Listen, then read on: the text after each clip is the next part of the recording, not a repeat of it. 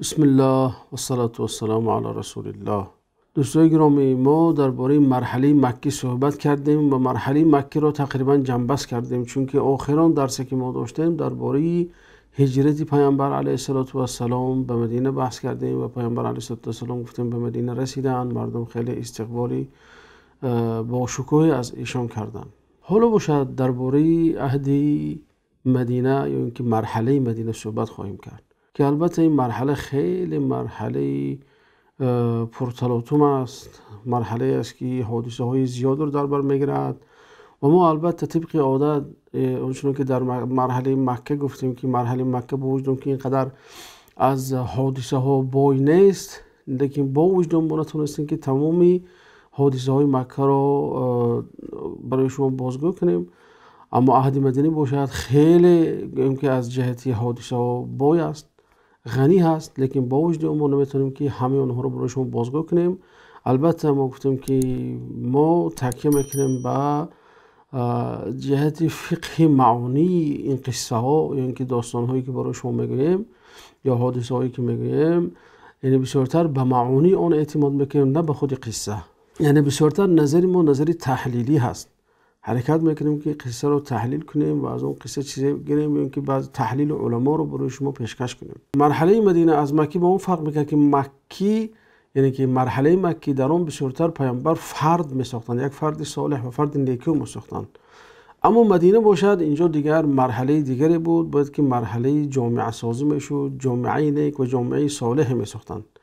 اینجا دیگر هم افرادهای نیک رو یک جا که جمع کردن دیگر ساختن و بینای امت و بینای جمعیت نیک شد، یا میتونم به اصطلاح دیگر مثلا بینای دولت پیامبر علیه السلام نامید. پیامبر به همین روش دولت خود رو ساختن در مدینه. یعنی میشه که باز عهد مدینه رو یا اینکه مرحله مدینه رو به دو تقسیم کرد. یکمش عهد ساختن دولت یا اینکه بینای امت، دومش رویارویی با دشمن بود که قسم زیادی از سیره پیامبر در مدینه رو رویارویی با دشمن‌های هم داخلی و هم خارجی در بر میگیرد. بنابراین عهد مدینه عهد خیلی از قصه ها بای است، غنی هست، لیکن ما چه خیلی گفتیم ما قصه ها رو گلچین میکنیم. وقتی که به سیره پیامبر علیه السلام نظر میکنیم یقین میکنیم که این سیره معجزه الهی هست. چرا که یعنی اگر چه عهد مکی و چه عهد مدینه رو اگر ما وقتی تماشا میکنیم، وقتی که ما عهد مدینه رو میخونیم دریافت میکنیم که الله تعالی در اون تمام حادثه ها رو گنجانده است که اون حادثه ها قابل تکرار در طول عصرها و قرنها هستند، تا که الله تعالی بالای انسان ها بالای مسلمان ها حجت قائم کند در آیتی لقد كان لكم في رسول الله اسوة حسنة لمن كان يرجو الله واليوم الآخر. یعنی برای شما به شک و شبهه در پیامبر علیه السلام یک الگوی نیک هست. اونهایی که ایمان به خدا دارن و روز قیامت دارن و یعنی که امید نیکی در آخرت دارن باید پیامبر رو برای خود الگو گیرن در همه حالت ها، در همه حادثه ها. یعنی اگر حادثه های مکه رو تحلیل کنیم، حادثه های مدینه رو تحلیل کنیم، یکی از اونها حتما بالای مسلمان ها آمده است. یعنی که مثلا مسلمان ها در عهد مکی قرار دارن یا که مسلمان ها در عصر از عصرها در عهد مدینه قرار گرفتنشون ممکن است. بنابراین باید اونها در همه حالت اقتدا با پیامبر کنند، چی در مرحله مظلومیت و بیچارگی و شکنجگی و زیر ظلمی ظالم بودن و چی در مرحله که امت بنا می شود و در مرحله که امت ساخته می شود. یعنی باید از حد و روش پیامبر علیه السلام در این مرحله بیرون نروند. و مرحله مدینه همین مرحله مدینه مرحله چه خیلی گفتم بینای جامعه است و پیامبر علیه السلام جامعه اسلامی نمونوی را ساختن، یک جامعه که در حقیقت معجزه بود. مثلا ببینید در تاریخ بشریت اینقدر جامعه به این سرعت و این وقتی تنگ و زمان تنگ ساخته نشده است چه خیلی که جامعه مدینه ساخته شد. یعنی پیامبر علیه السلام در دوام یک 10 سال در مدینه یک جامعه نمونوی ساختن. این جامعه معجزه بود. بعد از خودش این جامعه یعنی که طول قرنها دوام کرد و غیر از این جامعه بود که از خودش میراث بزرگ فرهنگی و سیاسی و اقتصادی و اجتماعی و علمی و غیره رو از خود جا گذاشت. مثلا اگر به همین دولت پیامبر علیه السلام مثلا دولت مغول رو قیاس کنیم، مثلا اونها رو خیلی تیز دولت خودشون رو بنیان کردن، ایمپری خود رو بنا کردن، اما تهش پاش خورد. و امروز هم اگر نظر کنیم یگان میراث علمی، فرهنگی، سیاسی، اقتصادی از اون مغول ها نمونده است. جز اون که بعد از اون که بعضی از نبیروی ابیره‌های چنگیز خان اسلام را قبول کردن، بعد از اون تونستن از خود یک میراث گذارن. مثلا گریم همین یکی از نبیروی چنگیز خان برکه خان بود که اولین شده اسلام قبول کرد. و بعد از اون دولتی ارده طلایی که زلطای ارده میگن روسا، که وقتی که مغول ها اسلام را قبول کردند با تترها آمیخته شدند و دولتی زلطای ارده را ساختند، این دیگر یک از خود فرهنگ گذاشت، تاثیر گذاشت برای مردم روس، برای مردمی که در کرانه دریای والگ زندگی میکردند. همه این بعد از اون که به اسلام روی آوردند. البته ساختن این جامعه برای پیامبر یک چالش های زیاد به وجود آورده بود، چی در داخل و چی در خارج مدینه، چی دشمن های داخلی، چی دشمن های خارجی، چی در نیم جزیره و چی در خارج از نیم جزیره. پیامبر رو به یک چالش های زیاد کشید، اما پیامبر علیه السلام که مؤید با وحی الهی بودند توانستند این جامعه نمونه‌ای را در این مدتی کوتاه سازند. یعنی که پیامبر توانستند که در این 10 سال کوتاه مدینه را به دیگر دولت ها معرفی کنند، سیاست خودشان را معرفی کنند، با اون دولت ها سفیر فرستند و سفیر قبول کنند، نماینده فرستند، نماینده قبول کنند، با آنها نامه گذاری کردند، نامه فرستادند، نامه قبول کردند پیامبر علیه السلام. و میتون فی یک تغییری توازن در که بین ابرقدرت ها به ایجاد آوردند. یعنی با این کارشون پیامبر یک توازن رو ایجاد کردند که در خریطه سیاسی جهان تغییرات جدی به وجود آورد. مردم عزیز، یعنی ما نباید فکر کنیم که اسلام فقط نماز است، روزه هست، زکات هست، مثلا عبادت است و مسجد است و اون، بلکه اسلام فراختر از این است. اسلام حیات ما، مرگ ما، حیات بعد از مرگ ما رو در بر میگیرد. الله تعالی ما رو تعلیم داد و گفت، یعنی به عباره قل گفت، یعنی که بگه پیامبر گفت و ما رو نصف زیر اون خطاب قرار داد، گفت قل ان صلاتی و نسکی و محیای و مماتی لله رب العالمین لا شریک له و بذلك امرت و انا اول المسلمین. یعنی بگه نمازی من، نسکی من، زندگی من، مرگی من همگی برای الله تعالی هست. یعنی اینجا میگه که زندگی من همگی برای الله تعالی هست. یعنی زندگی من باید طبق گفته الله باشد، طبق دستورات الله باشد، طبق اون سرقانون باشه که الله تعالی اون رو برای ما فرض کرده است و به عملی کردن اون ما رو خطاب کرده است. اما وقتی که بازم عهد مکه رو با عهد مدینه وقتی قیاس میکنیم، ببینیم که مسلمان در عهد مکه یک گروه کوچک، یک گروه مستضعف، یک گروه بیچاره، یک گروه که زیر شکنجه بودند، یک گروهی که به جوی میگشتن این طرف اون طرف، دیگر اومدن مدینه، صاحب دولت شدن، صاحب وطن شدن، صاحب سرقانون شدن، صاحب قضا شدن، دیگر که محکمه های خود را داشتن. بنابراین این اقتضا میکرد که بالای اونها احکام و تشریعات نو به نو آمده ایستد. دوستان گرامی، برای اینکه مرحله مدینه رو خوب درک کنیم، باید مرحله مکه رو اول خوب گوش کنیم، باز تکرار به تکرار گوش کنیم تا اینکه این مرحله رو خوب درک کرده توانیم. چون که مرحله مکه زیربنای اساسی هست برای ساختن جامعه اسلامی در مدینه، اینکه مرحله مدینه. بنابراین باید که عهد مکه رو ما خوب دانیم، تو اینکه هنگام که اینجا مصاحبت میکنیم و تحلیل رو میاریم، باید که اون واقعه های گذشته پیش نظر ما باید. پیامبر علیه السلام برای بینای امت 2 اساس گذاشتن. یکم اساسشون این لا اله الا الله محمد رسول الله، دوم اساس این ایمان به روز قیامت.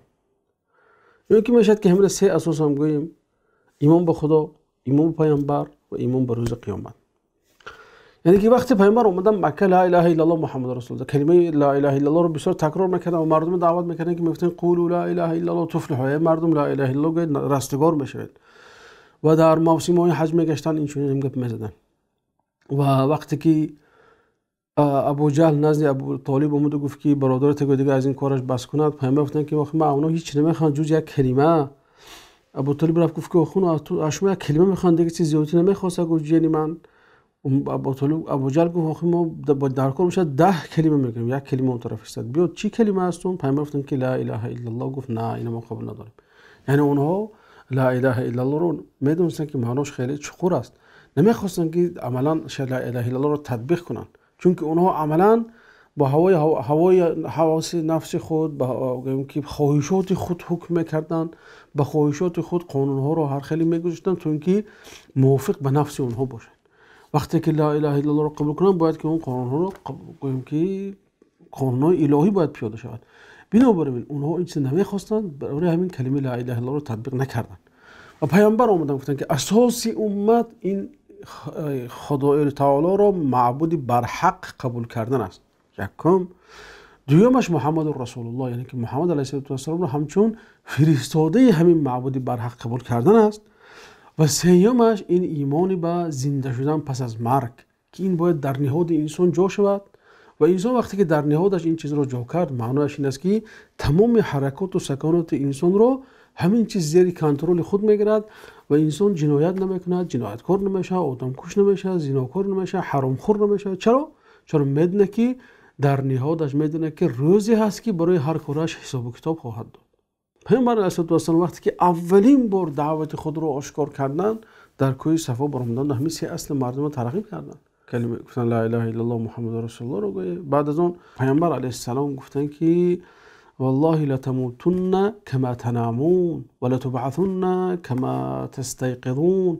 به خدا که شما و چه خیلی که خواب میروید وفات خواهید کرد و چه خیلی که از خواب میخیزید و بیدار میشوید زنده خواهید شد.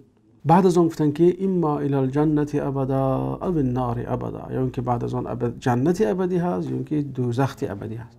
یعنی سه اصل از اولین قدم پیامبر به همین چیز دعوت میکردن، چون که این بینای جامعه بالای این چیز میشود.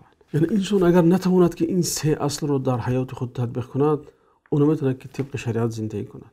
یعنی باوری به الله تعالی در نهادش جان نشود، نمچون نهال در دلش کاشته نشود، محمد رسول الله در دلش کاشته نشود، ایمان پس از ایمانی زنده شدن پس از مردن در دلش جان نشود، اون میتونه که شریعت تطبیق کنه بالای خودش. نظامی که الله تعالی گذاشت این معنی اون دارد که وای نظام پره است، شامل است، متکامل است، همه جنبه‌های حیات انسان در بر میگیرد. یعنی چه از جهت عبادت باشد، چه از جهت معامله باشد، چه از جهت اجتماع باشد، چه از جهت سیاست باشد، چه از جهت اقتصاد باشد، همگی رو در بر میگیرد. یعنی که همین کاری که پیامبر در صفا کردن بعد از این، یعنی که به همین اکتفا نکرده، یعنی که در بین مسلمان ها کاشتن نهال برادری، نهال برابری، دوست داشتن دیگر، همدردی و غیره دعوت میکردن پیامبر اهل مکه رو. اگر به فلسفه حکم در نظام اسلامی نظر کنیم ببینیم که نازک است، بسیار دقیق است، همه چیزش را الله تعالی همه جاهای حیات رو در بر گرفته از قانون‌های الهی. اما عجایبش در اون است که انسان وقت این را تطبیق کرده نمیشه در نهاد خود میدوند که خدای داره که مراقب حال او هست. از همه کارهای او، از کارهایی که انسان چی در ذهنش میگذارد، چی بدنش میکند، همه اش را الله تعالی میدوند. یعنی که در حالت غایب بودن از چشم دولت، غایب بودن از چشم پلیس، غایب بودن از چشم مدیر یا اینکه دیگر انسانی که بالی سرش میایستد و انسان قانون شکنی نمیکند، همیشه تسلیم به قانون است. چرا که قانون در نهادش جا گرفته است. بنابراین الله تعالی در سوره بقره میگه که قل ان تخفوا ما فی صدورکم او تبدوه یعلمه الله. آنچه که در سینه های خود پنهان می‌دارید و آنچه که شما آشکار میکنید الله تعالی میداند. و در جای دیگر الله تعالی میگه یعلم خائنة الاعین و ما تخفی الصدور. الله تعالی یعنی که آنچه که از چشم پنهان است، آنچه که در سینه های شما هست، یعنی که هر چی که در ذهن شما میگذرد الله تعالی میداند. یعنی وقتی که این چیز در قرار نفس انسان در ضمیر و نهادش جا شد، چگونه انسان قانون شکن میشود، چگونه انسان جنایتکار میشود، چگونه انسان آدمکش میشود، چگونه انسان دزد و فسادکار و پاره‌خور و حرامخور میشود؟ نمیشود. چرا که نهادش قرار نفسش میداند که همه حرکات و سکناتش زیر نظارت الله تعالی هست. بنابراین الله تعالی وقتی این نظام رو برای مسلمانان گذاشت و پیامبر علیه السلام رو تطبیق کردند و عملی کردند، الله تعالی مسلمانان رو تعریف کرده، گفت کنتم خیر امت اخرجت للناس. یعنی قانونهایتون بهترین قانون است و پیروی کنی شما از این قانون ها بهترین پیروی هست. یعنی که همین از فلسفه حکم در اسلام اگر مسلمان ها این رو عملی کنند از همه امت ها دیده پیشرفت‌تر، با انتظام‌تر و خوبتر خواهند شد. با همون یعنی مقدمه خود را درباره مرحله مدینه به خاتمه میرسانیم و انشالله در مرحله آینده درباره بینای امت، یعنی یکم کاری که پیامبر کردن بینای امت، بعد از آن بینای مسجد و برادری کردن بین مهاجرا و انصارا و وثیقه مدینه، اینکه پروتکل مدینه که در بین مسلمان ها از یک طرف، از دیگر طرف یهود ها این پیمان بسته شد. میتونم گفت که این اولین یک نمود حرکتی بود در اساس جامعه شهروندی، چون که اینجا نه تنها حقوق مسلمان ها حفظ کرده می شود بلکه حقوق غیر مسلمان ها حفظ کرده می شود.